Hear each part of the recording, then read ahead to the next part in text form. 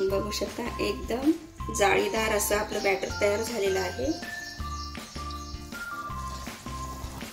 नमस्कार, मी राधिका आणि राधिकाज रेसिपीमध्ये तुम्हा सर्वांचं अगदी मनापासून स्वागत आहे।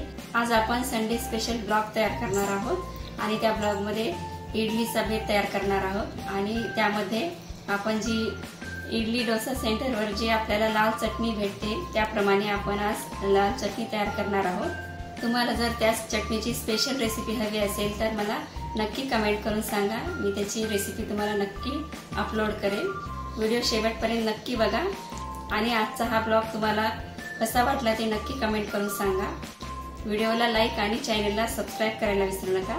चला तर व्हिडिओला सुरुवात करूया। बघू शकता या ठिकाणी मी इडलीसाठी काल दुपारी उडदाची डाळ, तांदूळ, पोहे आणि साबुदाणा थोडासा यामध्ये भिजत घातला होता आणि हे रात्री याचं बॅटर तयार करून घेतलं होतं काल रात्री आणि हे बॅटर फर्मेंट होण्यासाठी रात्रभरासाठी ठेवलं होतं। तुम्ही पाहू शकता किती छान आपलं फर्मेंट झालेलं आहे बॅटर। बघू शकता एकदम जाळीदार असं आपलं बॅटर तयार झालेलं आहे।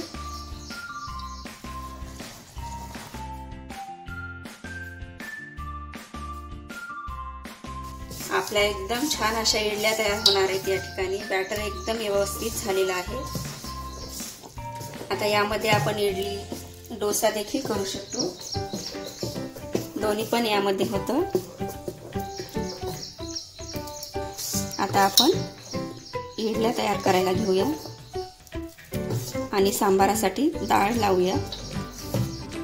बघू शकता माझी पूजा व्यवस्थित संपन्न झालेली आहे। आता आपण नाश्त्याची तयारी करून घेऊया।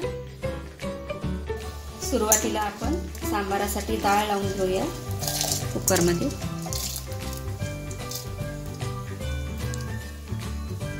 डाळ शिजेपर्यंत आता आपण इडली डोसा सेंटरवरती जी लाल चटणी भेटते ती आता आपण तयार करणार आहोत।